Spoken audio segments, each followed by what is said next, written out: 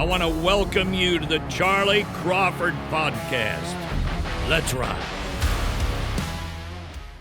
Well, thanks, man, for coming on, Lightning. Man, what a, the season's over, huh?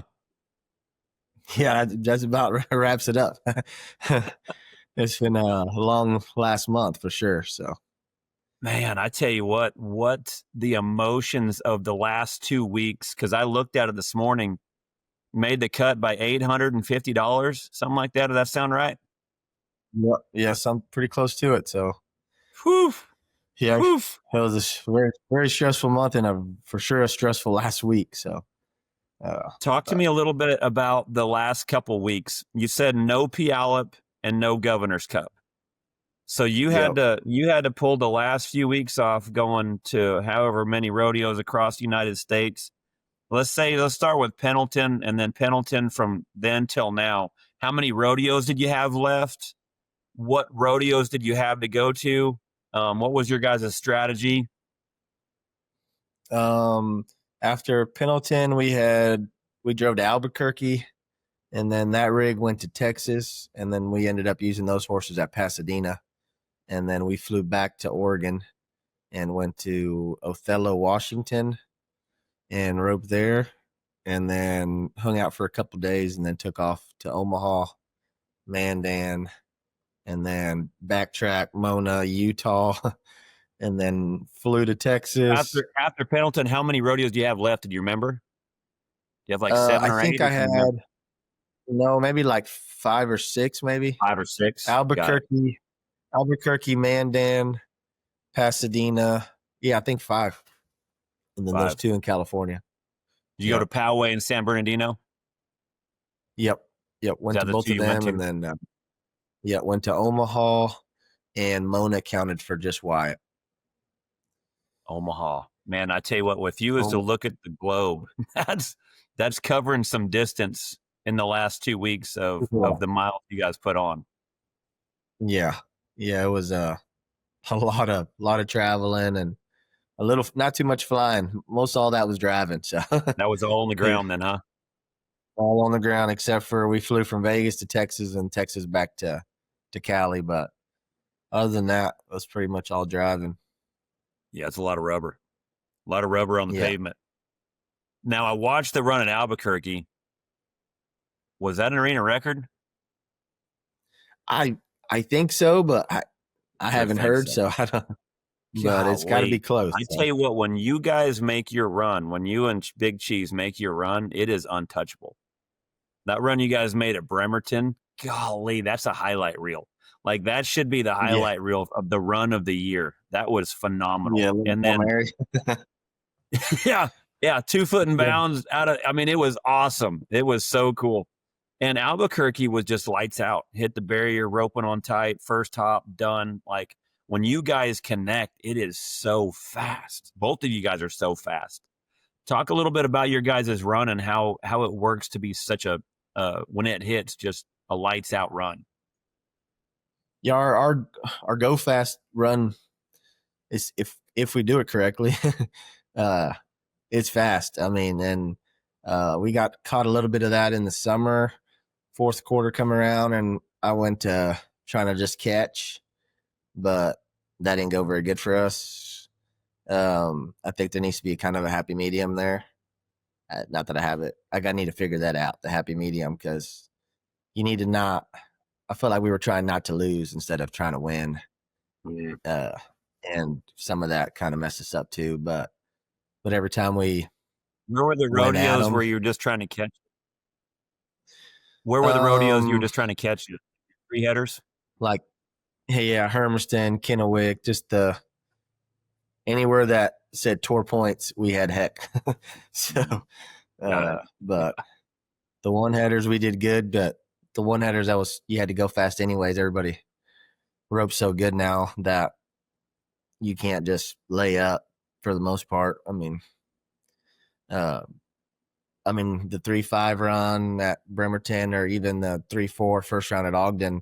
I mean, that was a 3-5 also. I mean, right behind us. It's not like we beat them by a second or nothing. Like, I mean, we had to make that good of a run to win it. If not, guys rope so good now. So like Yeah. Salt Lake, and they're felt like set we up. made a good run at Salt Lake, and next team beats us anyways. I mean, it's just Well, everyone ropes so good now. So yeah, those one headers that are set up fast. There's so many guys that have learned how to get that timing from the back of the box where the rope gets set up to send it right there at the barrier, where it goes on Yep. tight, hit the angle to make them hit and face. It's phenomenal and amazing from what Speedy created in the late 1990s and early 2000s to where it's evolved to today. It is phenomenal. It's some really good watching when it hits. Talk about how hard it is to be consistent with it though, because that's when it hits, it's lights out, but it's also hard to do it consistently, isn't it? yeah, it's hard. I mean, still working on that, the consistency part. I've tried to change my roping over the last few years, and some of that works. Some of it you got to. Outbox said you just got to do you, but just do you better. So that's what I've been trying to work on. Just do me better. So, but I feel like over the last few years it's gotten better, but the consistency part's hard just because, I mean, you're throwing at a spot, regardless if you drew a great steer or a bad steer, or, and if steer steps at any time, well, you're throwing so far. You're kind of throwing where they're going sometimes. And so if they step, you split the horn. I mean, I feel like that part's hard. Yeah, I agree. Especially and a foot over. Well, and a lot of times too, what a lot of people don't realize is, I've heard some of the naysayers, talk about, oh, do you watch team roping? Oh my gosh, hardly what 2 teams caught. Well, yeah, but like, look at what places. If you don't take that shot, you're not gonna win anything anyway. So you're basically making sure that you throw in the spot where you're gonna win, and if it hits, great. But if you don't take that shot and you take 2 extra swings, you're basically getting the same amount of money. None. Exactly. Because there's so many people throwing so fast. Yeah, and then like sometimes it's the steers was like, man, that's a long ways. It's like, but it's work sometimes too. Like it's very hero or zero. If it works, you did an awesome job, and if you missed right there the next day, what an idiot. Well, I think what Speedy said he was okay with was living and dying by the sword. Wasn't that his saying that he had for so long? I remember, and if you're going to get rich, you got to have speed. The 8-year run that him and Rich had. I remember the interviews because it was something that we had never seen before when he showed up. Just the ability that he had to get a swing going before everyone else, the ability that he had to hit the line, the timing he had to get it around the horns, and then just pup the steer around. That was he was okay with living and dying by the sword. And I think in order to be able to be that gunslinger, you have to be okay with a few interceptions, because it's hard not to have that game without a few interceptions, it feels like. Yeah, and your partner's got to be okay with it sometimes too, because I've several times, might go a whole week without catching one.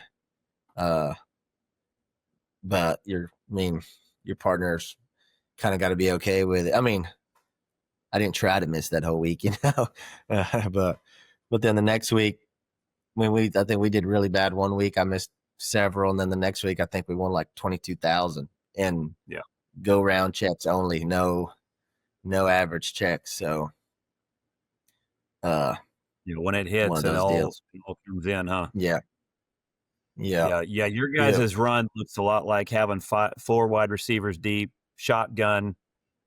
In the last 2 minutes of the game, watching Aaron Rodgers just pluck them and run them down the field and score within 50 seconds. Like that looks like your guys' run. And to me, that's my favorite part of the game, watching football. So like when I get to watch that, it's good watching. It's awesome. Yeah. It's a lot of fun when it works. Yeah. So the last week was, you went to San Bernardino, Poway, and Omaha and Stephenville. Did you go to Stephenville? No, we went to that last week. We went to Mona, Pasadena, San Bernardino, and Poway. So what think did we you won do last week? won first at Mona and won first at Pasadena, and no good at them other two. So where were you at in the standings last week, starting before the week started last week? Where are you at in the standings? Because I thought you were up there between 13th and 12th. I thought. Yeah, Was that somewhere me around wrong? there. Yeah, I was right around there, 12th or 13th. And then you win the last Pasadena, week was win and then you Pasadena, and win that count. Mona. Yeah, but Mona didn't count for me; it just counted for Wyatt. Got it. Because I was gonna say, So man, you'd think that those dubs, especially winning it, was gonna be like, oh, I'm in, and then you look up and crap, I'm still not in. Like, and you're watching like the standings kind of drop. Because I would say no, right off the bat at the start, what I guess it wasn't until Friday or when Luke roped at the Governor's Cup. yeah, That was an the instant Governor's drop Cup. right there, right in the standings. Yeah, well, yeah, and Jake and Doug both, or Jake and Doug and Luke and Trey, both of those were behind me, which Behind Jake was like $1,000 behind me, but I mean, there was 3 teams at Sioux Falls that could have beat me, and if the 3 teams beat me, I would have ended up obviously 16th, but Yep. and got beat by 2 of them in the first day. I'm just like, oh man. And then I was like, well, I gotta, maybe try to get ahead of Colton, and this Colton's roped his butt off the last month. Like I don't think he's missed one in a while. Yep. So his he's done style a and great your job. style look like in football look like two different plays. Like Colton was Yeah. getting first downs, kind of running the clock out, making sure that like he managed the clock good, a lot of runs, a lot of checks. When you guys hit, like it was the mad bomb touchdown pass and score fast. And I always like what Drigger's always told me. He's like, whatever your style is, he said, just be okay with it. And I was like, well, what do you mean by that? And he said, well, this was 10 years ago. And he said, Chad Masters and Dustin Esquiza have 2 completely different styles. But he said most time at the end of the year, they usually have about the same amount won. So it's not that one's right and one's wrong, but they are different styles and different strategies. And so I always thought those were interesting, when you're watching both of you kind of, manage the clock at the end, what strategies are worse. So you start off, say, Friday, and you see the Governor's Cup, and you see Luke get ahead of you, and you see Jake Smith get ahead of you. So you went from 13th to 15th with 2 days left. What rodeos did you have left that Saturday and Sunday? I had Poway and San Bernardino, and like all these rodeos, like we couldn't just lay up, eat anyways, because Wyatt was, needing to win big licks too to get in, and so we were going at them everywhere, and it was I don't know, a long week, but but no, it was good. We won first at the first 2, and then the last 2 we had Heck. He messed one up, and then I messed the last one up. Just waved it off. But what was the last one you were at on Sunday? Was that San Bernardino? Yep, so you were San there Bernardino. at the end. Talk about watching that last perf. Because there was a lot going on at San Bernardino that last perf, if I remembered right, in the Heelan. Is that correct? Yeah. In the Heelan, the Bulldog, and the calf rope. I felt like every event. What were some of the things that you watched that was like, wow, that guy stepped up. Wow, that guy stepped up. Man, those guys had to do that. What all that perf looked like at San Bernardino on Sunday? I know Shane Hanchy flew in there, and he, I don't know if he won something, but he ended up making it. And Gavin in the Bulldogging, he needed to win something. He goes 3-9, wins second. And then we had to win first. And one of them other guys probably needed to mess up. And I needed a couple more swings here, kind of come left, a little low headed. But the couple more swings wasn't going to do us any good. And I knew regardless, I was in. So I try to win first to see if we can make it work, and it didn't work. Cheese in. Yeah. Yeah. Yeah, because you were going at them to try to get Big Cheese in, right? Yeah. At that last one. Yes, sir. Hello, everyone. I'd like to share something with you that I'm very proud of. As a clinician, my goal has always been to give you the tools to get better, and that's exactly what I had in mind when I built my online course, The Basics of Roping. I've got over 2 hours of instruction, everything from a frame-to-frame breakdown of the swing to dummy drills that'll get you ready for just about anything in the arena, plus tips on rope selection and care. Think of it like a clinic you can carry with you. You can pull it up anytime, anywhere, right from your phone or computer. Just head on over to charliecrawford.training, click on the course tab, and get signed up. Let's keep leveling up wherever you are. Yeah, because I think I've seen where Nikki Northcott, I think, was maybe 13th or something like that, or 14th. I think maybe 14th. And then I thought I remembered Torres had Sunday at San Bernardino along with Brenton Hall and Caden Perfili, correct? Caden. Yep. Yeah. And It was. they all did good. Nikki had 111. The last day, Nikki had like 111. Caden had like 110.6. Jonathan had 110.1, and Wyatt had like 107. So in theory, if we went first, 4,000 something, it catches up to them. But two of the three teams did good, so just didn't work out. Yeah, that's turned into a good rodeo over there at San Bernardino. I like the fact they allow you that Sunday, which how hard is that to get the Sunday when you need it? Because that's, that ain't always easy. There's usually trades that have to be involved, I'm sure, too, correct? Yeah, it was. We had to call everybody twice to get a trade. It was it's crazy. They had a bunch of money, and I mean it's a good rodeo. I mean, we got there that last day. 7-3 was winning third or fourth, so which is bad for us too because then they could just go catch. But one of those deals. But now, what did that rodeo add? Because it was a $4,500 rodeo if I remembered right. 14 paid down. We had 14,000 aside. Nice. That's a good rodeo at the end. It's a really good rodeo. It's rodeos, tough when you look at the guys that made it through the Governor's Cup, and then you look at the guys that have to rodeo outside the Governor's Cup. How big that circle looks to get from Pendleton, Amarillo to Omaha to Mandan to Pasadena, Texas, then to Mona, Utah, on your way to San Bernardino and Poway, California. And then you talked about too going all the way up there to, man, you went to Othello, Washington, like from certain spots in Albuquerque, New Mexico, in the midst of all that. Like that's a lot of miles, stress, not sleep, that's where that's where the guy needs to pay attention a little bit during the year, like to leave some rodeos at the end there. Which that last week I left us like 4 rodeos the last week to where if someone won 10,000 at the Governor's Cup to pass us, that we at least had the option to win 10,000 that week. I think we ended up winning like 5, and didn't do good at 2 of the other ones. So the chances were there, So, but I've had to battle it out before at the end, and I remember when I went out there, it's not a bad spot to leave a few rodeos open because they get quite a few teams out there at San Bernardino and Poway. And then now you say too is that San Bernardino's adding a lot of money.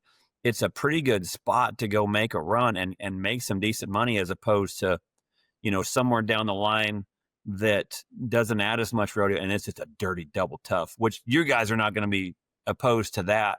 But what I had seen though was at the end of the year, that last week, you're kind of butting heads against the guys trying to make the NFR. Then a lot of it's just a lot of circuit teams that come to it, but they're adding enough money where it kind of opens up the times a little bit instead of like when you guys are all the top 50 are all at that one header rodeo. Then it's like from there, from 1st to 15th is like a few tenths, it seems like, and dirty double tough where this opens it up a little.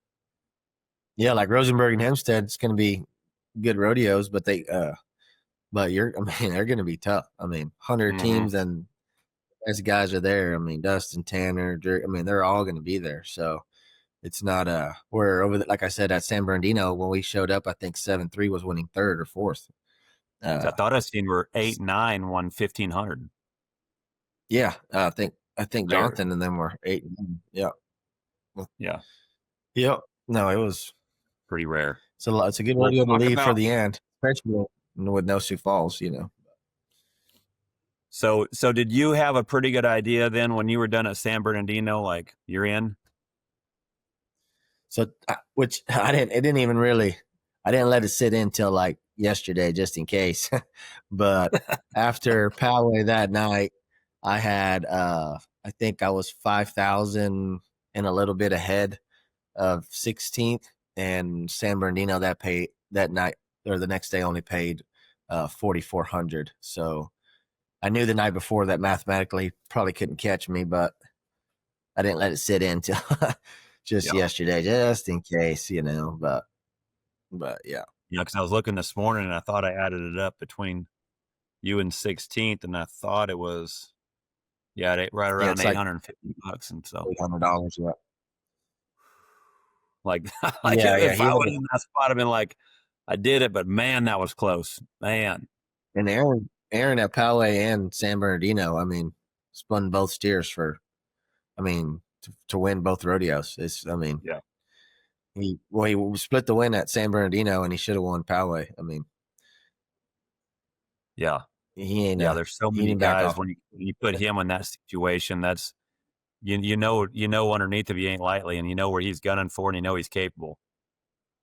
Well, at Mona, first day, I mean, which it was unofficial for me, but we go 3-8, and Colton's winning second, and then after the first perf, the only team that caught was Aaron Sinegening.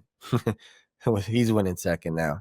So Sinegening and Colton are second and third, and it doesn't count for me. So, and I'm just like, sheesh. But yeah. We needed Pasadena was a huge run. Yeah, So. yeah, no kidding, huh? No kidding. What's it feel like now that it's over with? What's it feel like now? I'm getting excited. So what a blessing, to be able to accomplish it and do what you love to do, and get the chance to go over there to Vegas and have now, a lot more fun. How many NFRs is this for you?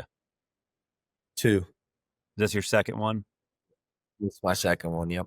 So talk a little bit about the NFR teams getting paired up. Who's the odd teams this year? I think there's 4, if I remembered right.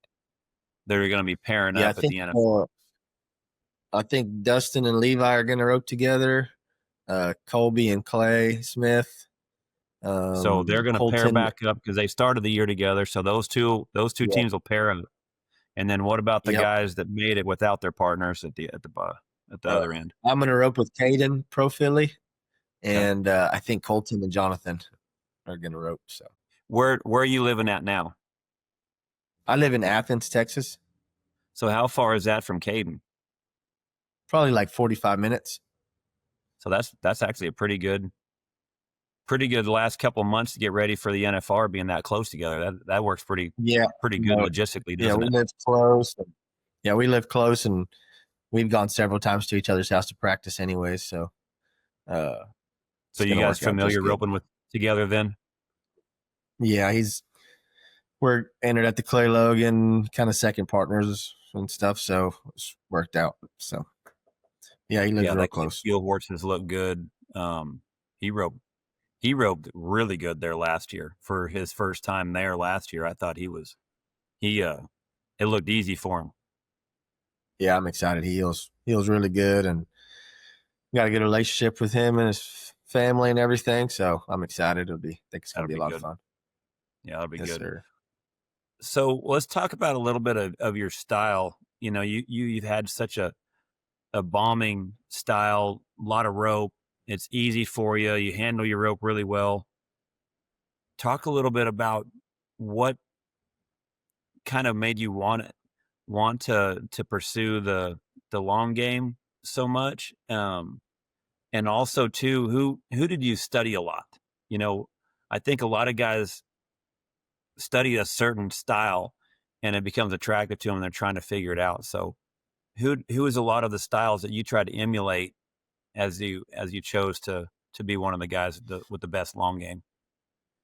Yeah, growing up, I mean, we watched Speed and I don't know, I mean, he was the man for a long time. So and then I've always, even when I was young, like my dad didn't have me like everyone go close, like my dad had me reaching from day one. uh my uncle and my dad would bet me like $1 I couldn't turn them before the first barrel, and I'm still roping with a breakaway, like just learning. But so I've always grew up kind of more of an aggressive style anyways, and then throughout the years try to get better at it. And then you kind of watch one guy or watch another and kind of steal from one, steal from another. And me and Dustin, he's one of my best friends, and try to take some from him, but can't watch him too much because then I'll get to throwing, trying to do what he does, and I think only he can do that. So, but I don't know, Clay Trine, I like how he's so aggressive all the time, jackpotting. Because when I first started jackpotting, I would just go catch. Well, then you can't just do that either, because then you're like 10th callback and then you got to try to be 3 in the short go and hope they don't catch, and them guys catch. I mean, Jurgers is going to catch. So I don't know. I thought it was an interesting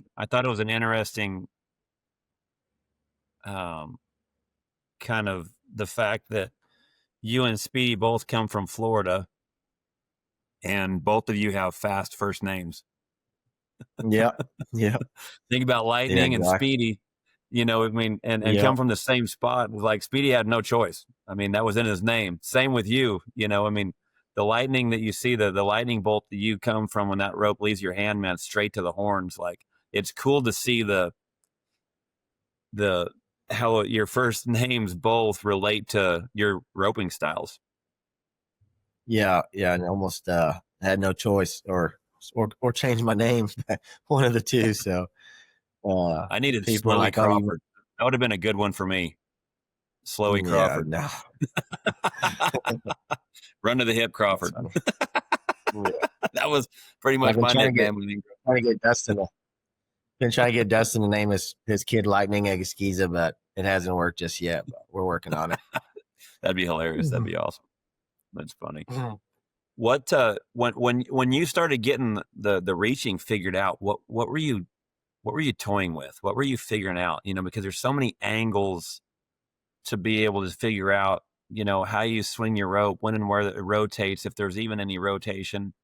And also, I think there's a lot to do with the stiffness of rope, with being a reacher. So what lay of ropes do you use? What angles were you messing with? And how, when you were first getting started, how were you getting it figured out to throw that far? I still don't have it figured out, but my first swing is something I try to. Normally, when I'm not doing good, my first swing, my tip of my rope's not over the horns.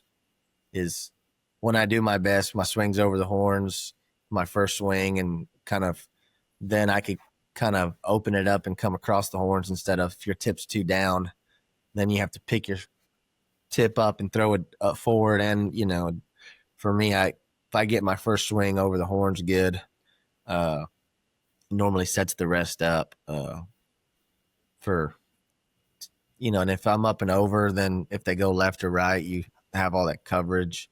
I've gone through times where angles are big. If they come left, you got to be swinging towards the left, or, vice versa to the right.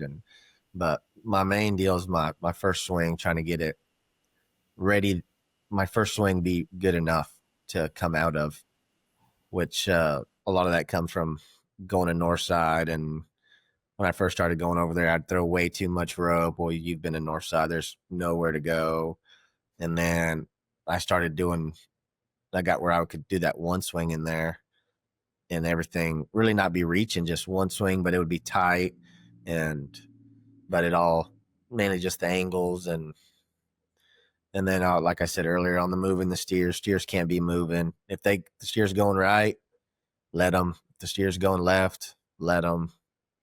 Or if the steer's going right, don't try to jump them and push them over, because normally I'm already thinking about throwing. So if they move over, stuff like that, I didn't even realize until afterwards. It's just so fast. You miss a couple. Yeah, you miss a couple, and you tell your partner to not do something, then they think you're just trying to get an excuse. But you're like, no, there's right. But little stuff like that. But yeah, and then rope wise, I use from the you nod when you throw. Yeah, and then the rope, I use a stiffer rope, real big. Just if I find it too small of a rope, I get to swinging it too fast, and then I either push it or I have so much speed on it, I wave it off the right. And I had that problem for a little bit too. And a bigger, stiffer rope, I can feel my tip and my rope weight, and then I don't have to swing it. I don't catch myself trying to find my tips. I could find it easier if the rope's bigger. So, yes, sir. Can you talk a little bit about like what you see, say when that steer goes left, like where are you swinging at? Where are you trying to put an angle? Also, when that steer's staying straight, what are you seeing to where when you're aiming where that rope is and when and where you let it go? And then also the difference of when they go to the right. Because I think there is, like when you talk about that, there's different angles, different deliveries, when and where it leaves your hand. What is it that you see and feel when you go from left straight to right? Yeah, so like steer comes left, like kind of have to have the angle of your rope a little more in front of you a little bit, to where when you come across it, you can get to the left, come across the horns good. And then vice versa, if they go right, you need to take one more swing kind of a little flatter. So the first year I went rodeoed, I struggled with that really bad because I never been out there rodeoing at all, and everything in the buildings, I would just kind of have my healers kind of bring them, not knowing that left is slow, but then whenever I had got to, rope another guy and he wanted them straight, leave them straight in the run because it's faster. Well, but I had my angle, like if they were coming straight left, and I could not catch the right horn. I didn't have no luck my first year going out there. Come home, practiced a bunch, kind of got it figured out a little bit better, but didn't know really why it was working. Just started catching more of them like that. And then I was at Al Box. He's like, "Oh yeah, if they go right, you just got to change your angle of your swing." I'm like, "Where were you at?" Like, it's like, wish I'd had this conversation a year ago. But yeah, it's just the angles. Just I think angles in both events are huge. So, but yeah, if they go left, you got to have more angle to the left, and vice versa. If they're going right, you got to flatten it out and to where you get the right horn right to left. So, like when you go to the finals, I feel like the first few rounds, I feel like those steers stay pretty strong and straight. When you hit the line, how many coils do you feel like you are from the steer? Like if you hit the start just right, and what angle are you trying to get on those steers that are staying strong and straight? Do you feel like just a little flatter? I mean, a little bit of an angle to the left, but for the most part, flat. Just first swing flat over. For me, if I have too much angle to the left in the box too, I hit the panel or the pole, because it seems like they like putting them poles right there by the boxes. Wow. But yeah, but if I little flatter, and which my gray, he's tall, so the panel deal's not as bad anymore. But I used to have a little gray mare, and if I had any kind of angle to the left, I'd hit the panel or hit the pole or something. So I don't know, little stuff like that. It is interesting with Prefert being a sponsor of the PRCA. I think I've always wondered why they don't just have the boxes that just have the butt bar instead of the panels. Even I was watching the breakaway, and they have those real high panels in the breakaway at the finals, and they're so high, like you're going to hit that bar on that first swing. Same thing on that head side, like we're just eliminating eliminating things that can get in your way as fast as it's gotten. It's too bad that it hasn't updated a little bit to where you guys can go rope without having to duck around certain certain, I guess, landmines. Yeah, because it will. Steer comes left, and naturally your swing, muscle memory will move it over by itself. Well, then if you move it, you're still in the box or leaving the box, hit the corner and then it messes your whole rope up. So, Yeah. But first swing being flatter and over, just real up and over, kind of helps me get out through there. And then no matter where they go, I kind of have the coverage I need because a steer can go left with somebody, and then the next run you really never know. So yeah. But how far away when you hit the start? How far away do you feel like you are? So then a coil and a half, 2 coils. What's it feel like? Yeah, I don't know. Sometimes further than that, but that my horse, he's really long, but he's also fast. So like with him, I almost have to be a little like okay with being a little off of it, or where if someone thinks it's point, like I probably need to go with me and Dustin have the not argument, but like he goes a point, I'm front leg, but we leave it we both get out good, but see it differently. I have to see more. Yeah. I have to see more, and I feel like I do better too.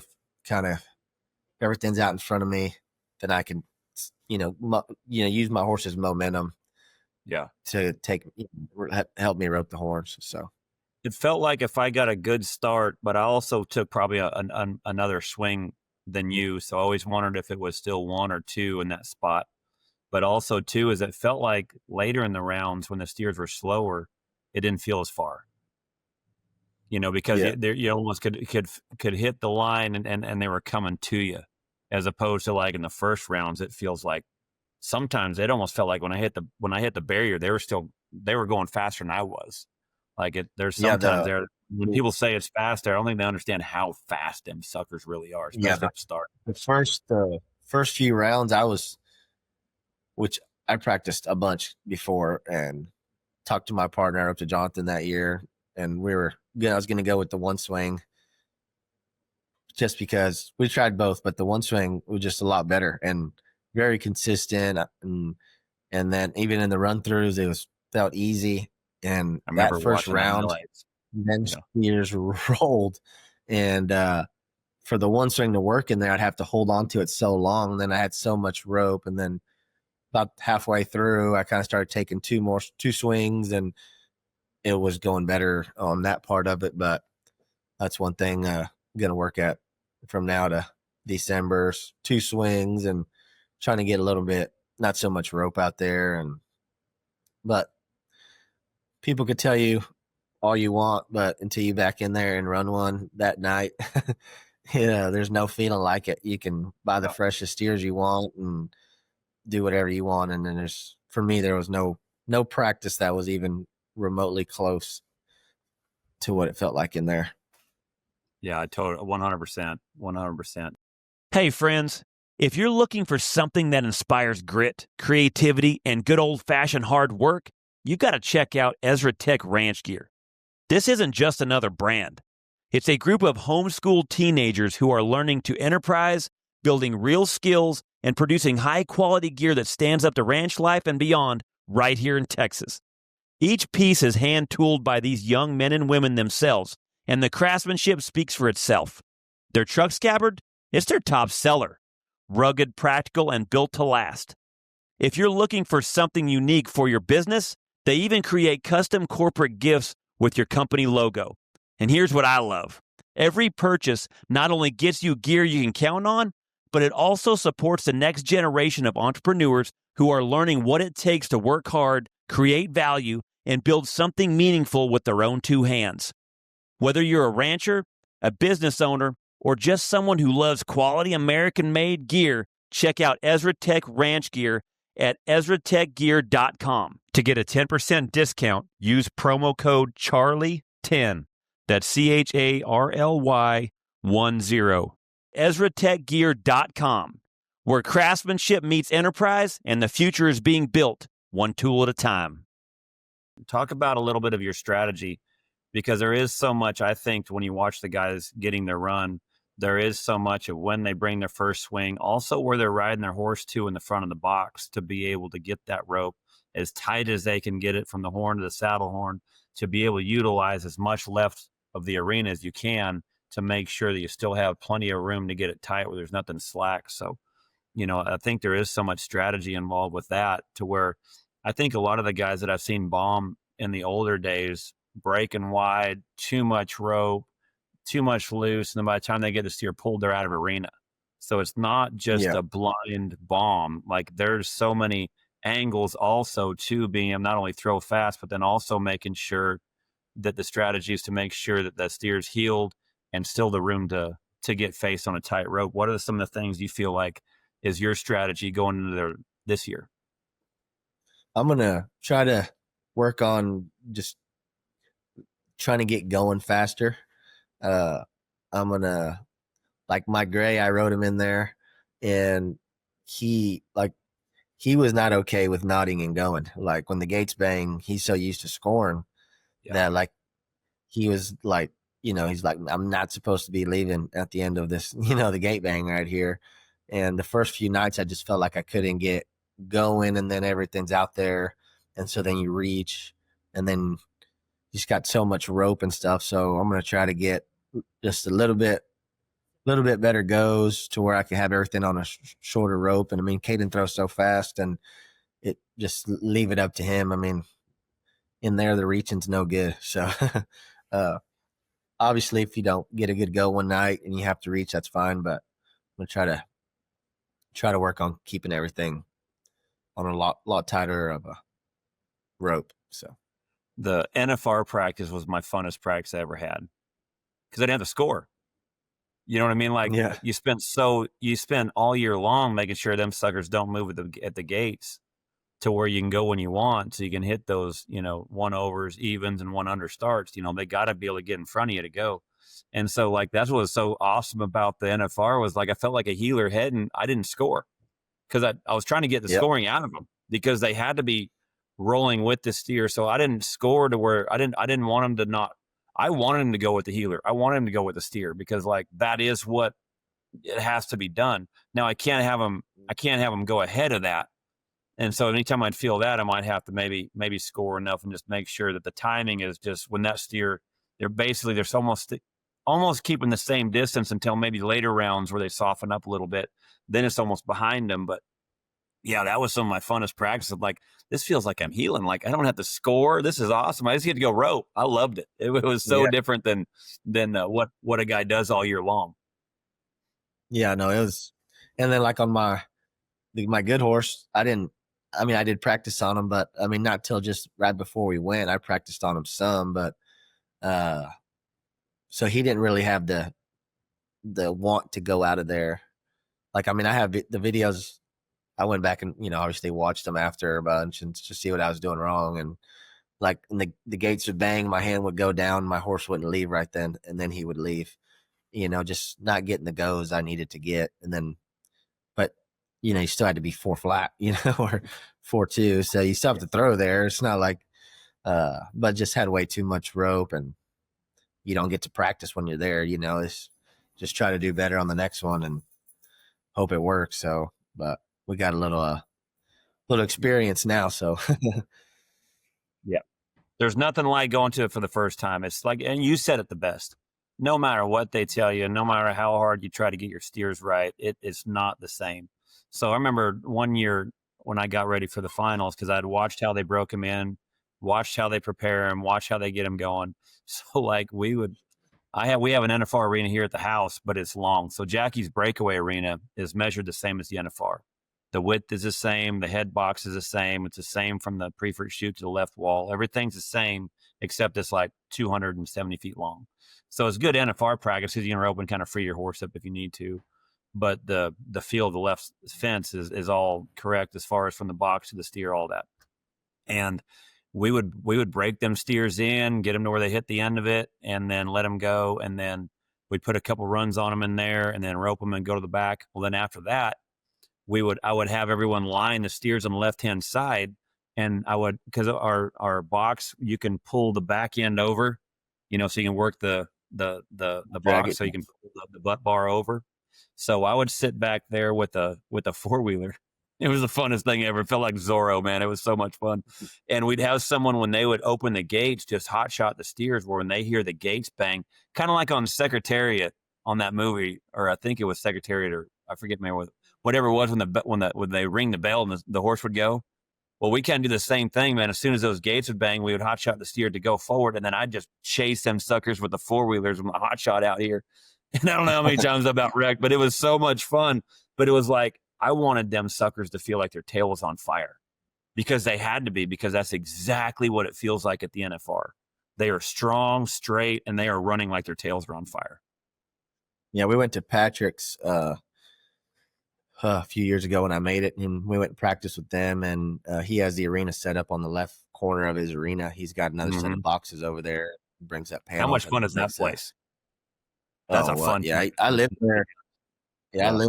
I lived there with Pats for probably, I don't know, close to a year or something when I was younger and stuff. And man, he's been a great mentor, and I was glad I roped with him this winter, and it was a lot of fun and stuff. Just bucket list partner.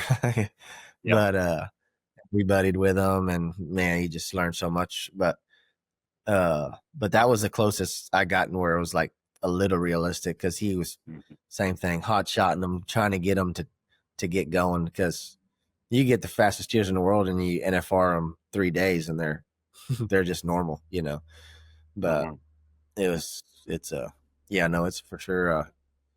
Make sure to leave the fast set of steers to a week before you go or two, because and what's so hard too is also when to peak out and when not to peak out, when to try to peak just the right place, not only for you and your horse. Because that's what I remember. There's been times I've peaked out a week before, 2 weeks before. There's been times to where I started too early that by the last week I've got no cattle left. Because they don't last long enough when you're going at them. Then there's times where I went at it too much. Then I got the NFR, my horses are all dropping too much. And so it's such a hard, it takes a lot of horses to get the feel for yourself, but then it also takes a lot of knowing your horse to where he's leaving with the gates, roping, you're able to rope, but he's still staying stood up, or he's not going before your throw or ducking and dropping. It's a hard one to get that mixture just right. And when you think about what Speedy has done for 8 years in a row, and to be able to do that consistently, it's a guy takes his hat off to what that guy did. Not only him and Jake, Clay Tryon, and you've seen some of the guys before that did such a good job of when they got there, they were peaked, and it's tough to do, especially when a guy's only been there a couple times, where you're just trying to find realistically just how hard they leave, if that makes sense. Oh, well, yeah, they leave that night. The first night, rolling, So, but no, it was over there at Pat's. Snow was over there that day too, and watching him practice, because I'm just going at him, practicing going at him, and he's so good with his horses, where he can kind of use his horse across there, rope, set the runs up. He was setting up the runs even in that faster setup, instead of just and kind of. He helped me out that day and explained to me, and little stuff you get from everybody just helps. So, but the experience is huge, but getting around the right people that have been there helps. So, yeah, because I think he's such a good jockey. You talk about Snow, he does a good job of riding his horse where he wants him to go to set up such a shot, no matter what he's on. His jockeyness is always putting himself in a good spot to throw and set the run up. But then, like you say, too, just being able to spar with those guys. There's so much to sparring. I got to spar a lot with Luke and Chad and Trevor, and, getting ready for the NFR over there at Patrick's, and getting around enough of those guys. What are you looking for? What are you seeing? How fast, what do you do in this spot? How do you try to get to there? And that's when it's some of the funnest times that I've ever had roping was getting ready for the NFR. And the excitement, for one, this is the dream. This is what we dreamt of our whole life, was to get to this 10-header, the Yellow Arena in Vegas. And, so the excitement and adrenaline is there, but then also too is like, all right, this is something different than we've roped in all year long. So there's so much, you're trying to make so many runs there to get familiar with it. So then that way, when you get there, those 10 days, muscle memory takes over, and you're just able to go, because it's so fast, you can't think through it. So you're just trying to make Yeah. sure you're prepared enough so when you get there, you can let it happen and your practice starts showing for itself. And then, the goal is between 100 to 200,000, being able to put that money right in your Yeah. pocket. Exactly. Because that Yeah, makes your exactly. year, Yeah, that no, it's so makes, much money to win that up makes there, and guy needs to take advantage of it. And like I said, this year, just been there once now. It's been a couple of years, but at least have a little better idea to how to get a little bit better prepared. So, Oh, uh, you'll do good. That first year, and it needs to happen. A guy's got to get there that first time, and then now you'll know a lot of, oh shit, that's what they meant. That's what they meant. I know it was definitely like that for me, but yeah, you're gonna do great.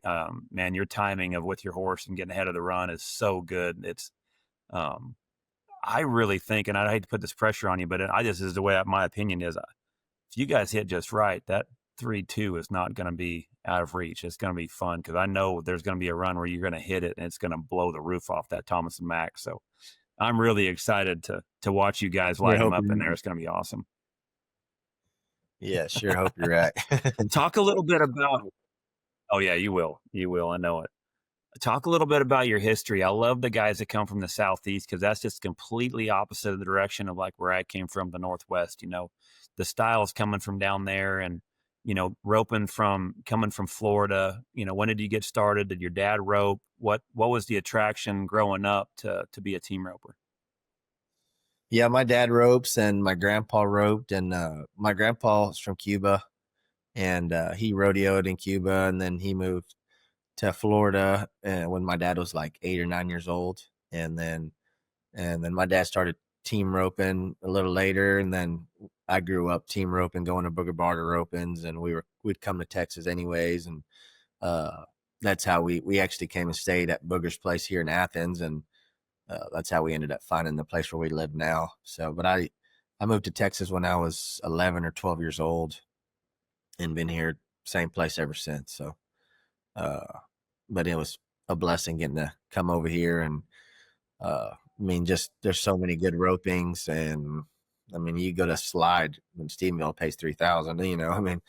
Just the people, and just getting being around the right people and stuff. The roping over here is just taken way more serious than down there, I feel like, and but I moved so young. I've only been to like 3 Florida rodeos ever, so. Uh, but I grew up amateur rodeo and all around. There's as many amateur rodeos as you want to go to around East Texas. So, and we grew up doing that. So, but going from amateur rodeos to the pro rodeo was a whole different deal in itself. But the going fast deal was never.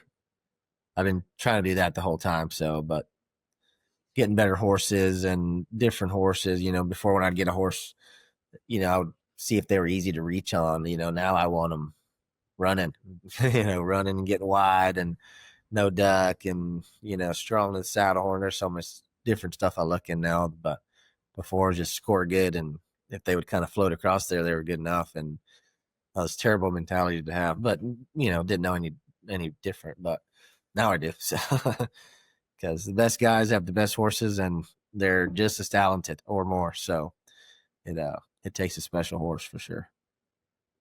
I've always kind of wondered what it is in that swamp water down there in Florida that produces headers. Like I've thought about moving down there for a year and just figuring if I could figure it out because, you think about Speedy, you, Dustin Esquiza, Clint Summers. That's just to name a few. And I'm sure I forgot others, but like, man, there has been some headers, legit, some of the best headers in the world come from that spot down there. It's interesting to see the guys that come from the Southeast and they come back out here. It seems like the short stuff, you better watch your ass because you guys have it down good from down there. It seems like it's easy for you guys to start figuring out after a while when the steers are stronger, a little further out there. It doesn't take you guys long. Then you get that figured out too. And then you guys are so well diversed after that. Yeah. The amateur rodeos and stuff is just, the barriers are so short, and there's a lot of guys that rope good. With the amateur rodeos, they might not be making the finals, but at the amateur rodeos, and they still rope very, very good. And can throw fast. if you ever gone against Mike Bacon at the amateur rodeos, he will take all your money. And there's just so many guys like that rope so good. So, but yeah, out there in the summer, it's a whole different deal. I mean, you take your 2 swings that you normally take at the amateur rodeos, you're still in the box, you know. And then the whole rhythm of the run is completely different out there than it is out there than back here. You know, the buildings, it feels like it's easier to reach them in the buildings than you get out there. It's a foot over. You're not reaching them if you didn't do a good job of riding your horse and coming across there, you know, doing a good job. So it seems like there is a difference between a 16-foot box or a 15-foot box, and the steers are right there, as opposed to, like you say, when you get sometimes out here, a lot of times in boxes, 18-foot, you know, you get to Tucson, I don't know if it's 20, 22 foot, you know, you think about it, that's a lot further distance and timing to where you're so much further from the steer that's where you can see, like, when I came from, you know, where the California stuff came from, the longer boxes, harder running cattle, you know, especially in the springtime because the grass is green, and, you know, them steers got their tails up when they're shitting 8 boards high. I mean, they're freaking pumped full of some juice, and they are rolling, and they're big and strong. And so you can see back in the day the attraction of when everyone would have a running head horse, the Matt Tylers, the Charles Pogues, you know, the guys that had those big, strong running horses where the goal was that horse could outrun the steer to get you close enough to set it up. Where you come from, as long as they score good, but they can almost keep the same distance to the steer, then it's easier to use your rope. And so it's such a drastic change on styles, but it's interesting because you would watch, you know, back in the day, the guys that would run their horses there, then they weren't as comfortable at the NFR. And then that's when Speedy showed up. And then when you seen Speedy get real comfortable outside, when he found a horse that could run and was able to emulate that style and the Southeast style, and then he was just untouchable. It's fun to watch. No, I mean, the Southeast style you go to California. I went out there once in April to all them rodeos out there. It is a whole different world out there, though. I mean, it's tail around the end of the gate and some, and they run. And there's 5 jackpots a week out there that are the same way. You got to have some horsepower out there. You're not hitting the line and catching them. Nah, it's not happening. So maybe Dustin, I've seen him do it a couple of times, but not normally. You're not going to just hit the line and catch them out there. There's steers run too fast. You know, barriers just too long. Got to have some horse. The horsepower is crazy. It's huge. It's everything, really. I mean. Well, because you think of all the guys that rope so good, you know, so you have that, and then you see the vulnerability of their careers and the horses, because then it's one thing to be able to rope, but then there's another thing for that horse to put you in a spot to win. So that's where there's so much vulnerability out here with headers, when you're like, what happened to that guy? Well, his horse went down, you know. And so when everyone's talking about the horses, the vulnerability is the fact that one's good enough, they can hit you at the right spot. It's easy to rope on. They hit the end of it and they can finish. Those things are so vulnerable and keys to be able to win, to where everyone can rope. It seems like now who has the fits the run, that the rope and the rider fit, to where that's where you see a lot of guys' careers either drop or excel. It seems like, when it talks about the horsemanship that you're saying. Yeah, a good horse that's on your team is, I mean, crucial. I mean, when I've done good, my horse has been good. You know, I mean, there's great horses. I mean, like Riley Miner's horse. I mean, he's a little older horse, and Riley just kick butt on him still. I mean, that horse is so good and just gives him a chance to win all the time. You know, it's a great horse. I mean, it's just, Clint Summers' horse. I mean, this year, every time hit the line, give you a chance to turn the steer anywhere you went. I mean, that bay horse is amazing. And then my Gray, I feel like he's been so good for me, because like, I don't have to worry about him doing anything to mess me up. I mean, if he messed up, it wasn't because he was trying to, you know, it just didn't get a good go or something. But most of the time it's my fault, you know. But he always scores and always goes to the cow, and that confidence in him has been so big for me in the last few years. So having a What great header do horse you is feel like? huge. What header do you feel like out there stays mounted the most consistently? Probably Clint. I would say. Clint has that bay is awesome, and then transmission is he's. Transmission. What a cool So comparison between Speedy when he had Viper and when he had Bob is almost those two. Like when he has yeah, transmission, when them short scores, looks like Viper back in the day, and then that bay horse is good outside all year long. yeah. Drigger's always has good horses. Always. He Driggers, does I such a thought, good was job. a big one. Yeah, Yep, and he an always amazing keeps jockey himself. with him as well. Yep, he always keeps himself mounted so well, and will get on your horse that you think you do a good job of riding, and will make him look a lot better too. So I've almost bought a horse back for myself watching Driggers ride him. I'm telling you, he does such a good I'm job. like, hey, that horse looks nice. I'm like, oh, wait a minute, I own him. He sucks. Like, but you watch him ride him, and you're like, damn, yeah, he is an amazing jockey. Incredible. It's phenomenal. Yeah, I rode horses, and they were pretty good. And then he gets on them. You're watching. You're like, man, I can't even get that sucker to face, and he can get him to do whatever he wants. Yeah, that's a lot of reps to be able to get that much feel down to where you can rope and still put that horse wherever you need him at the same time. It's phenomenal what he can do. Yeah, Snow does a great job too. Mm-hmm. He always has horses and keeps them going, and the whole deal. You go practice at his house. He does such a good job with his horses, I feel like. Yeah, Clay Smith is another hell of a jockey. You watch him, you can tell he's rode so many of them. You see what he does all year long. What he did on that roan horse this winter, before that roan horse, I think he had a heart attack or something. That horse was only been roped on for a year. It was so green. And he just, even though the horse may not know where he's going, Clay was able to just jockey him through it. And then no different than he went to the Riata the other day and went first and second and won about 80 grand over there before the end of the year. Just eased on over there and got on some green horses and kicked their ass and on to the next one. It's wild. Clay Smith, he's a real header in all aspects of it. It's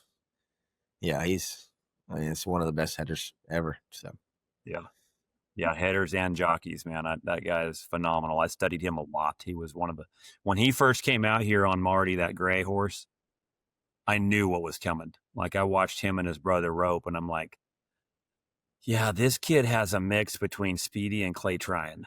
Like he had that aggressive riding, but he could still use his rope.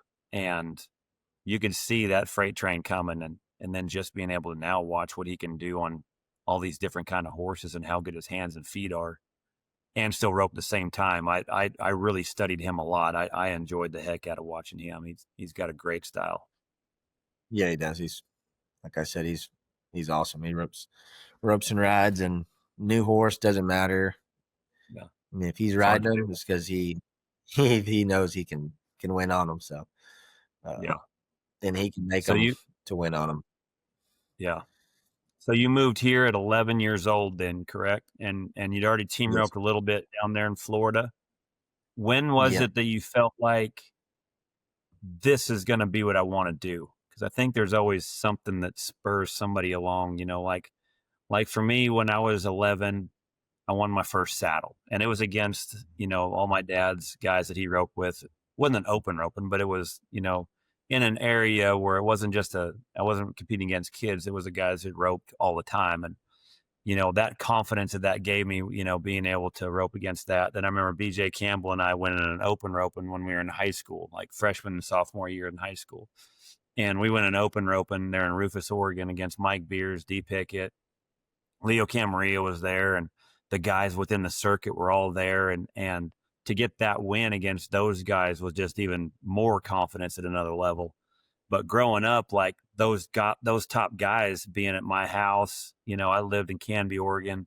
So a lot of the guys come to the rodeo in Canby, come stay. A lot of guys that went from St. Paul would come over and stay, come rope the cowboy toy with me. My stepmom videoed all the runs in slack. So guys got to come over, rope, and watch her. And this is before iPhones. Getting to watch your run was rare, right, back then. And so, man, I was just around those guys, man, and hearing the stories that they would tell and going from this rodeo to that rodeo and the freedom. It was so romantic, hearing about no one is complaining about their boss. You know what I mean? Like they're in the rig with all these other guys, their buddies, and they're going to this rope and that jackpot and that rodeo. And it was the coolest thing I'd ever heard in my life. And like, to me, that was what captivated me to want to be like, I don't want to have to change tires at Les Schwab and complain about my boss and this and that. Like, I want to go do that because that looks like so much fun and just free to see the country and see things that you've never seen before. Like, that was kind of my entanglement with the industry. But what do you feel like when you came here to Texas? What do you feel like it was that was like, man, this is it. This is what I'm doing.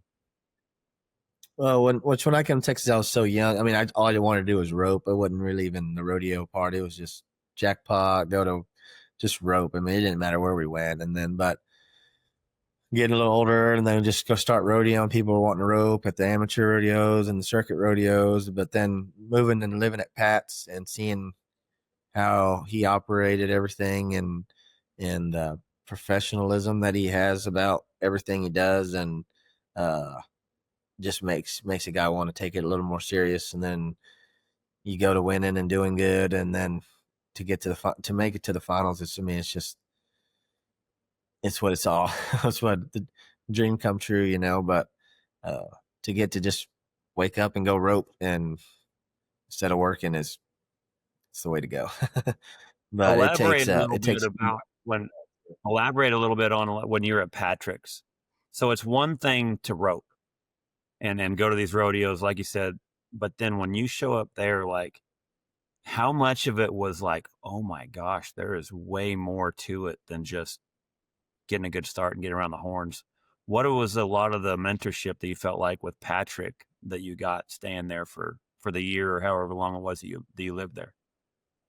Yeah, I feel like he helped me a lot with the handling, riding my horse, he didn't really mess with my roping as much, but I mean, we'd run so many a day, when I'm home, normally, you work all day and then you get off work and you go rope some, but it's like over there, like you roped, like that was your job, like took it very serious. I mean, and like when Patrick's on over there healing for you, especially like me, I was probably like 21, 22 maybe.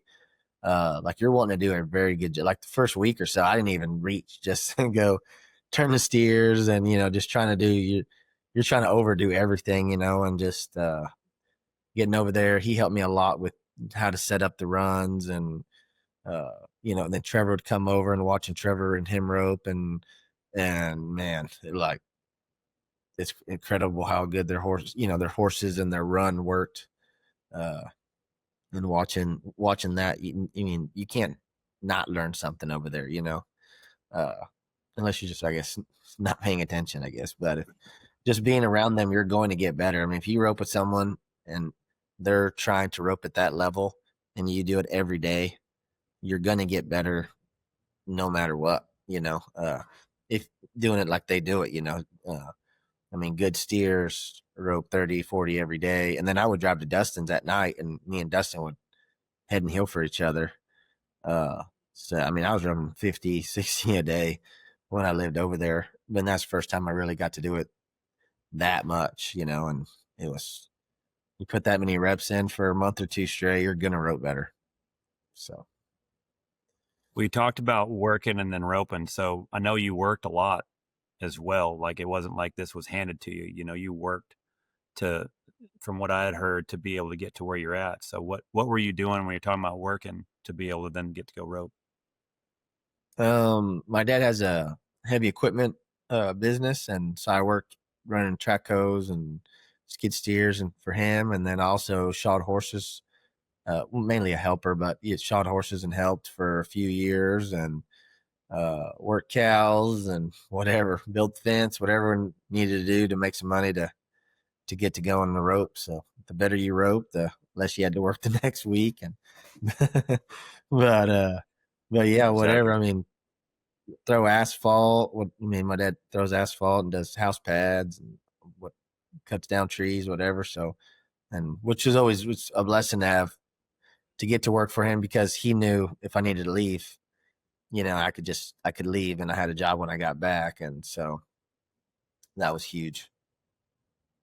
One of the things that I So, think that people appreciate so much when we see guys make it and things like that is learning their stories. But there's so much respect that has been dealt when you see people that earned it, that you see people that worked, that shod horses, that did things that it's not that it not being handed to you is not anything people don't appreciate, but the respect that guys have through so many people that they had something in them that I'm gonna do whatever it takes to make sure that I can get to where I want to go. And amongst so many people, there's so much respect that people have for you, and the fact of you did it the hard way. You did it through grit and not giving up on it, for one, too, because that's also easy to do, because it can get hard. It's one thing, the jobs you're talking about, it's not like that. These are man jobs, and to be able to do that and still pursue your dreams, man, the amount of respect I have for you for that is I think that's a cool story. Folks, if you're in Texas or Oklahoma and need a top-tier metal building, you need to call the guys at Cowboy Steel Construction. Founded by Trey Norris back in 2000, Cowboy Steel has grown into one of the premier metal building contractors in the region. Need an indoor arena? Or want to cover the one you've already got? These guys know how to get the job done right. Strong, reliable, and built to last. Whether it's for ranch, business, or personal use, Cowboy Steel Construction has you covered, literally.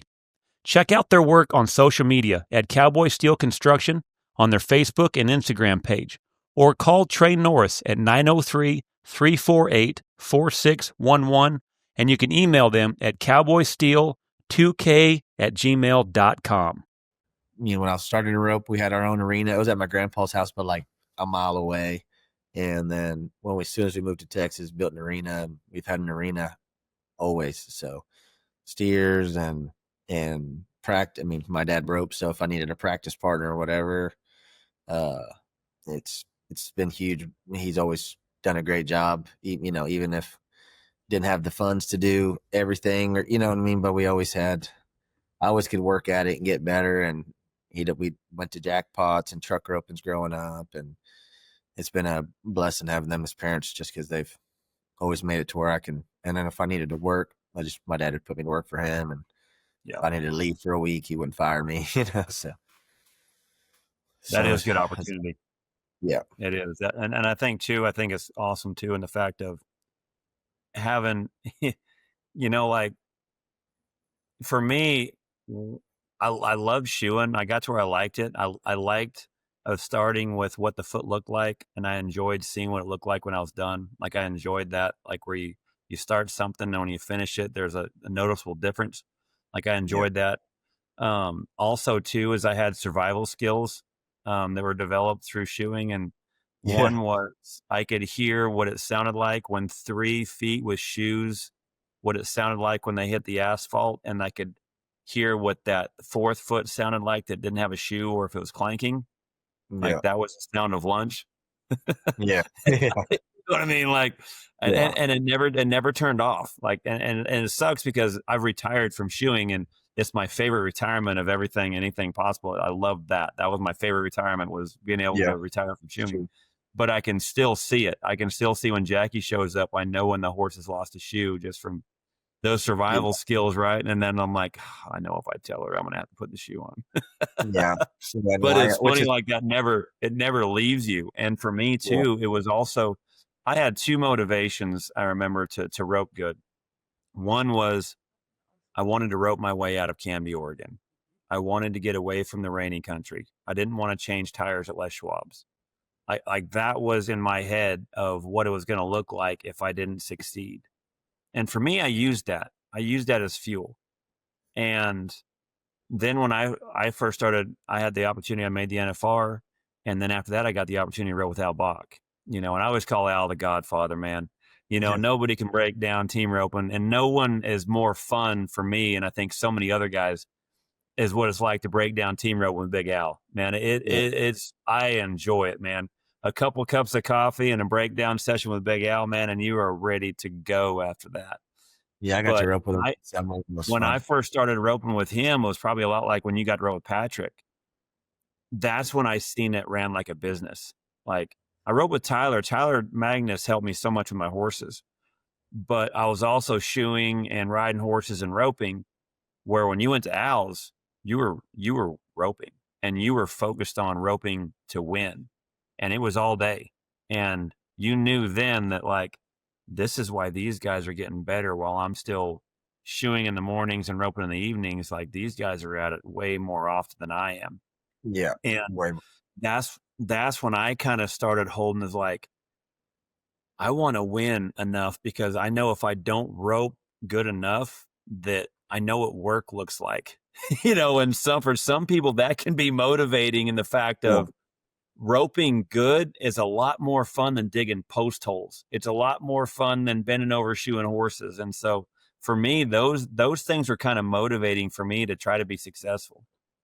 Yeah, they were both a lot of work. So, I mean, to be good at roping takes a lot of work, but it's a lot more fun. It's not like you don't, you don't rope, so then you just get to just hang out. Like if you don't rope, you got to go to work. So it's not like you got to work at both of them, but if you can put a lot more work in the roping and be realistic with yourself and practice, like I try to make my practices pretty hard. I mean, pretty hard to where when I go somewhere, they're easier. And Chad Mathis, he lives just right down the road now, and he comes over and practices every day, and he's a great practice partner. And because if I need to ride my good ones, he's good with it. If I want to go at some, he's good with it. And just kind of having someone that ropes good helps. Yeah. So. Yeah. I've always heard that sometimes going and baling hay in the field will help a guy rope better. I promise. Yeah. There's a lot too when you're talking about how you grew up. When a guy wasn't winning, when he went to work, like it does. There's some fuel that a guy can get from that to the next time a guy enters and backs in the box. He can be trying a little bit harder, and that's something that I think I've always thought too is like a lot of the guys that had opportunity that took advantage of it. I have so much respect for that too. But I also see like a lot of clinics where so much of this stuff is handed to a lot of kids that almost don't appreciate it. And that's when you see where guys have had to work hard to get to it. With the route that you went is very respectable a lot of people, and the fact that it's you took advantage of the opportunity you had and you didn't waste it. And it's a cool way to make it. Yes, sir. No, it was. Thanks. Sure we'd work all day and then rope in the evenings, but get to where you could rope during the day and get to rope a lot more, and it helped. But yeah, we had to work regardless. So still do. Well, yeah, I mean, it costs so much to go, and horses are not cheap, and it's just a never ending deal, but just work hard at it and plans out. Talk a little bit about some of the adversity that you had with the roping and it may not be any adversity at all, but I've always been curious, when we talk about your foot, you have a prosthetic foot from the ankle. Is that correct? Talk a little bit about how that works. Yeah, I'm missing from my ankle up, or I'm missing from my ankle down. I just missing my foot, but my prosthetic leg goes all the way to my knee for support. Okay. I've had it since I was so young that I kind of grew up knowing no different, and my parents didn't, there was no baby in me or nothing, just figure it out. And I always did. So, I mean, we played football in school, and I roped calves in high school, and, it was never, I couldn't do anything, I always just figured it out. So, but for my roping wise, I mean, what I have to wear I can't remember what foot. My right foot. Right one. So kind of the one you put pressure in on the way to the horse. Pressure in it. Yeah. And then like kicking and helping your horse's face. I struggled with that for a while. Which now I look for horses that are naturally want to be a little stronger to the saddle horn. And I've worked on it. Like now I do a better job of kicking where before I didn't, and little stuff like that had to figure out. But like I said, I grew. I mean, first time I ever sat on a horse was with the leg, so it wasn't like I was 40 years old and then lost it and had to relearn it, which I think would be way harder to do. But growing up, we roped and whatever and played football, and I was linebacker and fullback. I mean, played for the school, which I played just for a couple years, and then I knew I wasn't going to go nowhere with that, so I just stopped playing football and went to roping more. So, Yeah, that's yes, impressive to do all that stuff with that. That's probably what I would say helped a lot too with probably your balance as well with heading, being comfortable doing all those different sports. yeah. Just like I said, my parents never was. I mean, we rode ponies, did whatever. I mean, anything we were going to do, we did it, and it wasn't that leg wasn't stopping me. It was so, and because I've had it since I was 3. When I was 3 years old, I had a bush hog accident and cut my foot up pretty good, and then I had prosthetic legs since then. So, but no, it ain't stopped me. It ain't stopped me. So what next? Now it's the fall's coming up. October's here. Are you going to some of the rodeos, the circuit rodeos here, Hempstead, Rosenberg? Yep, Hempstead, Rosenberg, and coming up between now and the NFR. What's your fall look like now? Yeah, I'm going to go to Hempstead and Rosenberg on Saturday, and then the Clay Logans at Sunday, and then the following week's the Belleville, and then the Cody Johnson, and then in November the Vegas pregame, and just a lot of practicing from now.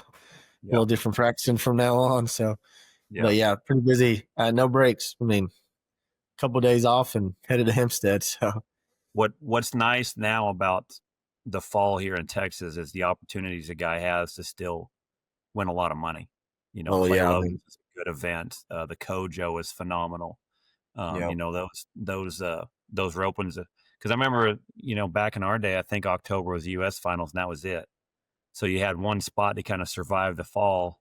And so there's so much pressure to do good there because, other than that, once the season was over with, the income stopped.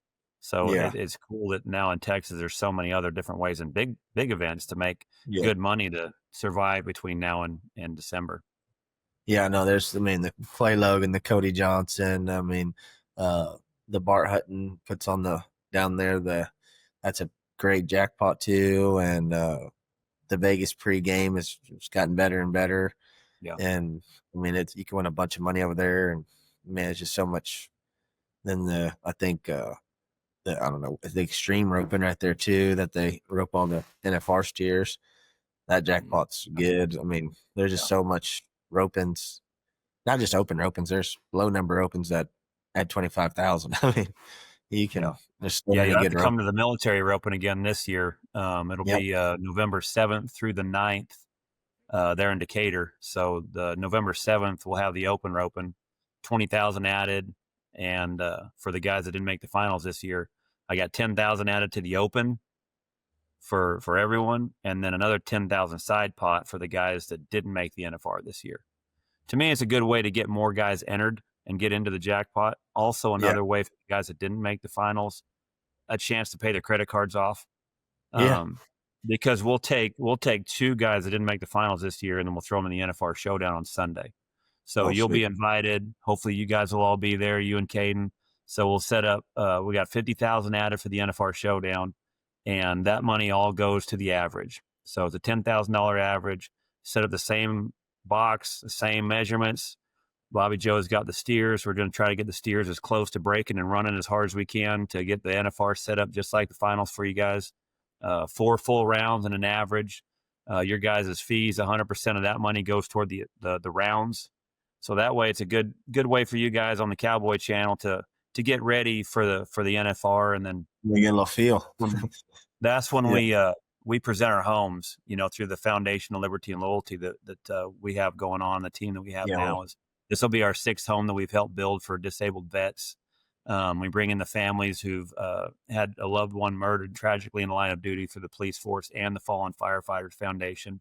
where we gift those families money and to be able to help with funeral costs and also money left over for being able to have something to live on till their benefits come in. And so it's a cool event, and I love having you guys there with me at the event because I've seen such a bond now between a lot of the top guys in the military and first responders.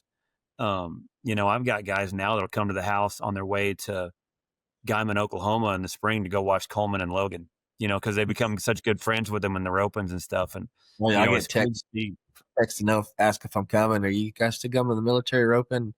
Wanting to know, and I'm like, oh yeah, I'll be there. So, but yeah, they enjoyed it. What a great organization for sure. Well, I love having you guys a part of it. It's cool for you guys, I think, to experience that. I love having you guys there. For one, you guys letting you guys have that opportunity to get ready, but it also too is it's got a little bit of that feel where it's more than just roping. What the experiences you guys are giving these guys for one, when you guys are roping with them, and then two, for them to get to watch the NFR at eye level. It's special for a lot of these guys, and so it's cool for you guys to just not be at the rodeo and like, all right, you got to be here, you're going to get fined. This is like, we want you guys here, man, have fun, enjoy it. But like, you guys are also helping. You guys are helping with a lot of this, because when we get the ticket sales for Sunday at Cowtown Coliseum, that's another way on how we present. That's how we make money off that to be able to donate to build homes and things like that. So a lot of that is from you guys showing up and putting on such a good show. And so knowing that you guys are doing more than just the roping, but you guys are also helping with a huge impact to where we're taking care of our men and women in law enforcement and the military. So we appreciate you guys coming to it too. Yeah, what a blessing. Yes, sir. So, well, man, I appreciate you coming on. Yeah, thanks for having me. I appreciate it. You bet. I know it's been a long year, and I know guys just want to get home and probably getting everything going, but I appreciate taking the time, man. It's great to get to know you on this podcast, and I love your story. And man, I'm going to be so excited to watch you guys light them up at the NFR. It's going to be fun. Yeah, I appreciate it. We'll be seeing you in a couple of weeks for sure. So you got it, thanks for having me, and sorry it took so long to get. I'm freaking so busy the last couple months, but we got it done. So I like it. I like this where, a guy's got a chance to like take that big deep breath and kind of talk about the year a little bit to where it's not in the middle of the storm. So appreciate you coming on, man. Yes, sir. Well, thanks for having me. I appreciate it. You got it, man. You guys do good out there and stay safe. Thank you.